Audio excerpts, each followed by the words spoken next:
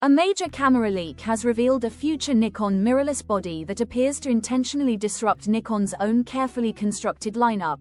And this unexpected 2026 release is already sparking debate because it does not behave like a traditional entry-level model, nor does it directly replace an existing flagship, instead occupying an awkward but strategic position that forces every surrounding Nikon camera to defend its price and purpose, which is the true definition of internal disruption. Because disruption is not simply about delivering the best specifications on paper, it is about introducing a product that makes two neighboring models suddenly feel either underpowered or overpriced. And that is exactly what this rumored Nikon camera is doing by landing between Nikon's roughly $2,500 and $4,000 full-frame offerings, creating pricing pressure that reshapes perceived value across the entire mirrorless ecosystem, with leaks strongly pointing toward this camera being the Nikon Z7 Mark III, a name that might suggest a routine update but actually signals a far more calculated move by Nikon to re-enter a high-resolution segment that lost clarity after the launch of the Z8. Because while the Z7 II quietly faded into the background and could have been retired without resistance, Nikon instead appears ready to revive the Z7 line with specifications that feel aggressive,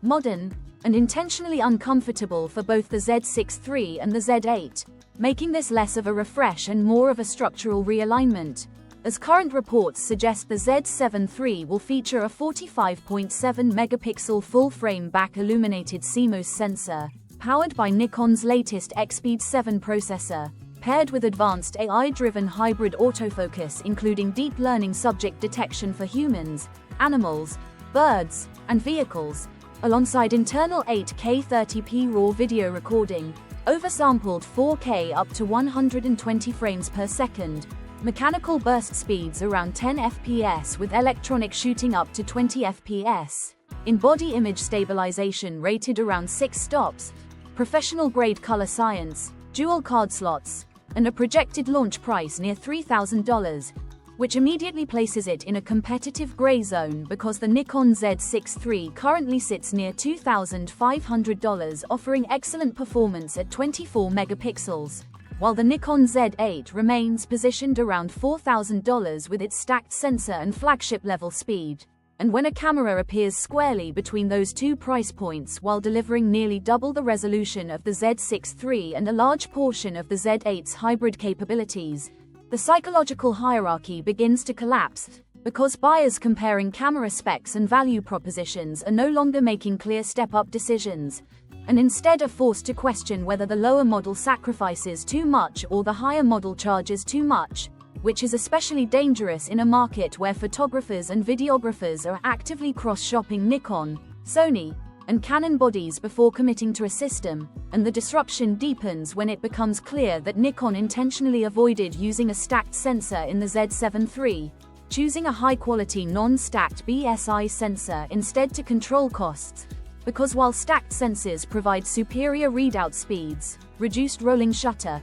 and faster burst rates, the reality is that many photographers focused on landscape photography, studio portraits, architecture, commercial print work, editorial shooting, fashion, and controlled hybrid production rarely benefit from those advantages, prioritizing resolution, dynamic range, tonal depth, accurate autofocus, and dependable color performance over extreme speed. And this is where Nikon's strategy becomes clear. As the Z6 III remains the accessible hybrid all-rounder, the Z7 III becomes the high-resolution stills first workhorse with strong video support. The Z8 stands as the performance-driven hybrid tool for action, wildlife, sports, and demanding professional scenarios, and the Z9 continues to anchor the lineup as the uncompromising flagship.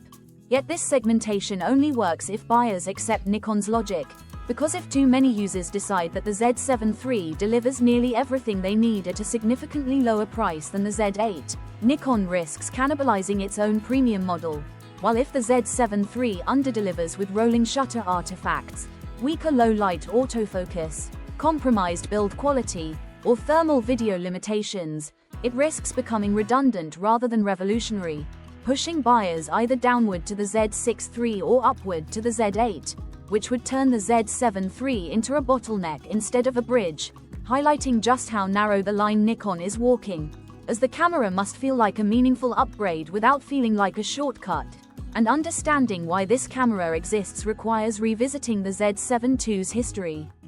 Because while it wasn't a failure, it never achieved breakout success, serving mainly as a transition body for DSLR users migrating from cameras like the D850 to mirrorless. And when the Z8 launched, it effectively absorbed the Z9 II's role and exceeded it, leaving Nikon with a gap they initially tried to ignore. But sales data likely revealed a steady loss of buyers who wanted more than 24 megapixels, but less than a $4,000 investment, hybrid shooters who valued high-resolution stills and respectable video without chasing absolute maximum frame rates, and commercial photographers who needed large files for print without the overhead of flagship-level performance. And the Z9 III appears designed specifically to reclaim that audience, forcing potential buyers to confront a difficult but honest question. Do they truly need the Z8's stacked sensor advantages? Or do they simply want the idea of owning the top tier? Because when that question comes with a $1,000 difference, the answer can dramatically shift purchasing behavior, especially as leaks suggest Nikon will announce the Z9 III in early 2026, likely between January and March, strategically positioned outside the holiday rush and timed for photographers planning their gear investments for the year ahead, which gives Nikon room to refresh its messaging without directly colliding with existing product cycles. Yet the greatest challenge remains how Nikon communicates this camera's role without undermining its own lineup, because marketing must convince buyers that the Z9 III is not a cheaper Z8, nor an overpriced Z6 III, but a deliberate tool for a specific type of creator. And if Nikon succeeds, the Z9 III could become one of the most important mirrorless cameras in its modern history, reshaping expectations around resolution, pricing, and performance balance. But if the message fails or the execution falls short, Nikon risks overcrowding its mid to upper segment, creating confusion instead of clarity. And ultimately, whether this rumored Nikon Z7 Mark III becomes a defining disruptor or a complicated compromise will be decided not by specs alone, but by how real-world photographers and videographers respond once the camera finally steps out of the leak cycle and into the hands of users who will judge its value with their wallets rather than speculation.